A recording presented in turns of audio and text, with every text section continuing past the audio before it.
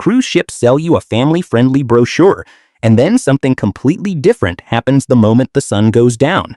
You board thinking you know exactly what a week at sea looks like.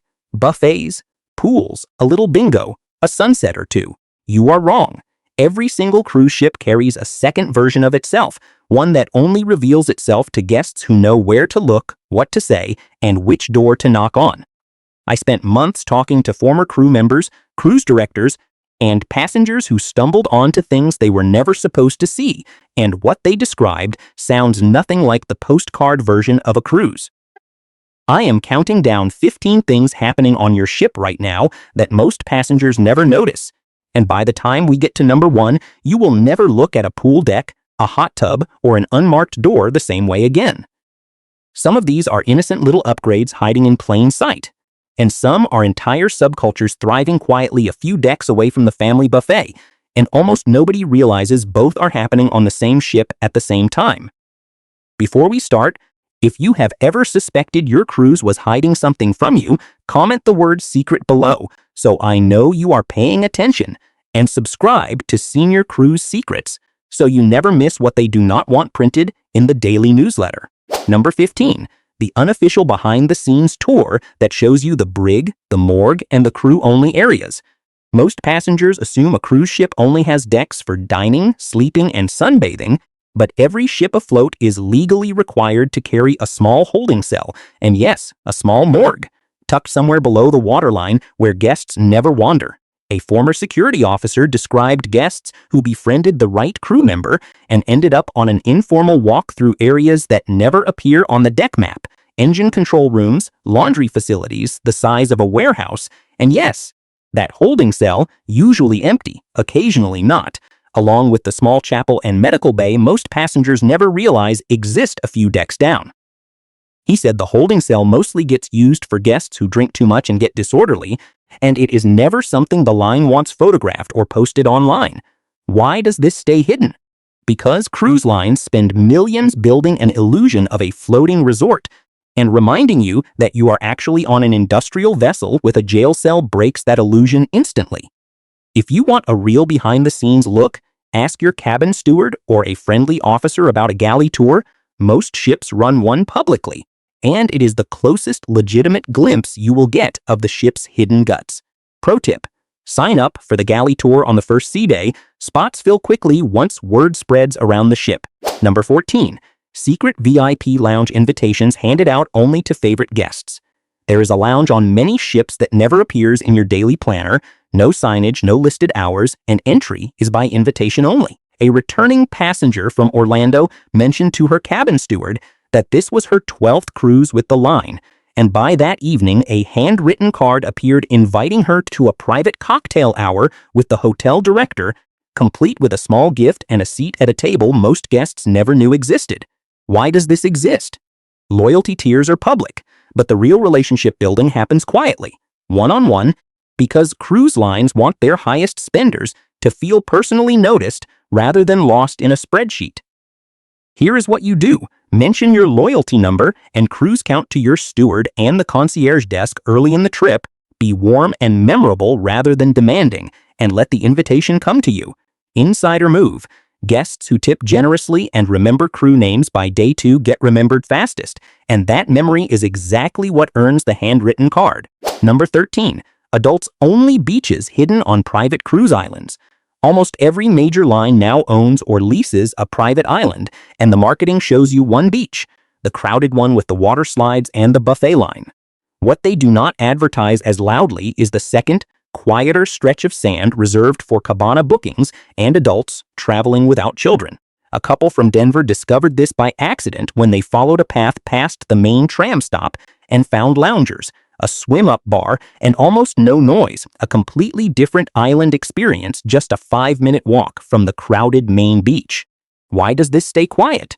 Cruise lines do not want the main beach to feel less special, so the adults-only section is mentioned in fine print rather than shouted about. Here is what you do. Check the Shore Excursion app the night before your island day, look for Cabana or Serenity Zone bookings, and reserve early because they sell out fast. Rule of thumb: if the island map shows a path with no signage leading away from the main crowd, That path almost always leads somewhere worth exploring. Number 12. Couples quietly booking day-use hotels instead of joining the shore excursion crowd.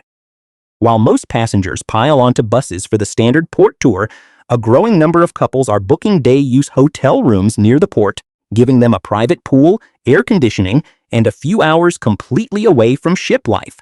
A pair celebrating an anniversary in Miami described it as the best $40 they spent all cruise, more privacy in one afternoon than an entire week on board, complete with a proper shower, a real mattress, and nobody knocking on the door.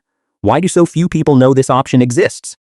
Cruise lines make money when you book their excursions, not when you wander off and rent a hotel day pass, so it is never mentioned in the port guide or brought up by any shore excursion desk. Here is what you do. Search day-use hotel booking apps for your port city before you sail, and confirm the return time leaves you comfortably before the ship's all-aboard deadline. Pro tip: book a room with a late checkout window, since a rushed return to the terminal ruins the entire point of the escape.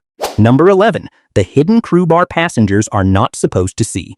Crew members work brutal hours, and most ships quietly maintain a small bar or lounge exclusively for staff, tucked away near the crew galley or a lower deck hallway marked crew only. A former bartender explained that a handful of curious guests each cruise manage to talk their way in, usually by befriending a crew member who sneaks them past the door for one drink. Why is this kept invisible? Crew areas are technically off-limits for safety and labor regulations, and letting passengers wander in could get staff in serious trouble. Here is what you do. Respect the crew-only signage. But if a staff member you have built a genuine friendship with offers to show you their world, understand you are being trusted with something rare. And treat it that way. The magic phrase crew members remember most, "Thank you for everything you do back there," a line most passengers never bother saying out loud. Number 10. Late-night adult theme deck parties happening after midnight. Once the family pool party wraps up around 10, a second wave of activity begins on select nights, glow parties, silent discos, or 18-plus deck events with a completely different playlist and energy. A solo traveler from Chicago said nobody mentioned this to her at check-in. She stumbled onto it walking back from the casino around midnight and ended up staying until 2 in the morning. Why does this stay under the radar? Cruise lines keep these events light on marketing, so families with young kids do not feel excluded or confused by the shift in tone. Here is what you do. Check the digital daily planner after dinner rather than only in the morning, since late-night adult events are frequently added closer to the actual time. Insider move: ask the pool deck bartender directly around 10. Staff usually know the late lineup long before it hits the app. Number 9. Secret cruise romances between crew and passengers. Crew members live and work together for months at a time in close quarters, and passengers spend a week surrounded by attentive, charming staff, so romantic connections happen more often than the industry likes to admit. A former cruise director mentioned that most lines have strict fraternization policies specifically because these situations come up constantly, and crew caught violating them can face termination at the next port, sometimes with a flight home paid entirely at their own expense. Why is it hidden? Publicizing it would create liability concerns and awkward questions from families booking a wholesome vacation. Here is what you do. If you find yourself forming a genuine connection with a crew member, understand the professional risk it puts on them, and keep any relationship respectful of the rules they are bound by. Rule of thumb: discretion protects the crew member far more than it protects you, so treat any such connection with real care. Number 8. Spa thermal suites where adults quietly escape the family crowds. Tucked past the main spa reception on most ships is a thermal suite, heated loungers, steam rooms, and a hydrotherapy pool, and it requires a separate day pass. Most guests never notice on the price list. A couple from Seattle called it the best money they spent all week, a completely silent adult-only space while the rest of the ship echoed with kids running the halls, and they said it felt like a different vacation entirely once they stepped through that door. Why does this stay under the radar? It is genuinely a paid upsell, so cruise lines rely on word of mouth rather than pushing it hard in the daily planner, hoping you stumble in and buy access once you see it. Here is what you do. Visit the spa on embarkation day specifically to ask about thermal suite day passes and cruise long packages, since first pricing is often discounted. Pro tip: the suite is quietest during the first afternoon show and busiest right after sea day breakfast, so time your visit around the crowd. Number 7. Singles mixers that quietly turn into floating dating events. Most cruise lines run an official singles meetup early in the cruise, usually buried in the fine print of the daily planner under a generic name like Connections Cocktail Hour. A woman from Tampa sailing solo said she expected a handful of awkward introductions and instead found a lively group that kept meeting up for the rest of the week, several pairs clearly more interested in each other than the itinerary, and a few new friendships that carried on long after the ship docked. Why is it kept quiet? Cruise lines do not want to brand themselves as a dating cruise, since that shifts the entire marketing tone, so the event is listed plainly and never promoted loudly. Here is what you do. Check the daily planner on day 1 specifically for singles or solo traveler meetups, and show up even if you feel unsure, since these groups tend to bond fast. Insider move: arrive 5 minutes early. The first few guests in the room end up forming the core group that everyone else joins later. Number 6. Secret cabin door signals adults quietly recognize. Certain door decorations, a specific magnet, a particular flag, or an upside-down item, have become informal signals among a subset of adult cruisers looking for like-minded company, a practice that started on land at resorts and migrated onto ships. A crew member who has worked lifestyle-themed sailings for years said most passengers walk right past these signals without a clue what they mean, while a small community on board reads them instantly, treating the corridor almost like a quiet, coded conversation happening in plain sight.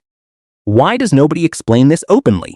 Cruise lines do not officially sanction or acknowledge these communities, so nothing about it appears in any official material. It survives purely through word of mouth.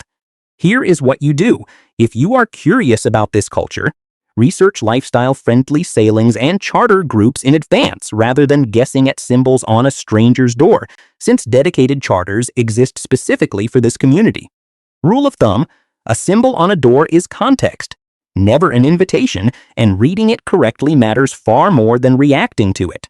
Number 5. The X-rated comedy show that starts after the family show ends. The headliner comedian you watch at 7 with your kids is often not the same act performing at 11. Many ships bring the same comedian back for a late show with a completely different, much rawer set once the theater clears of families.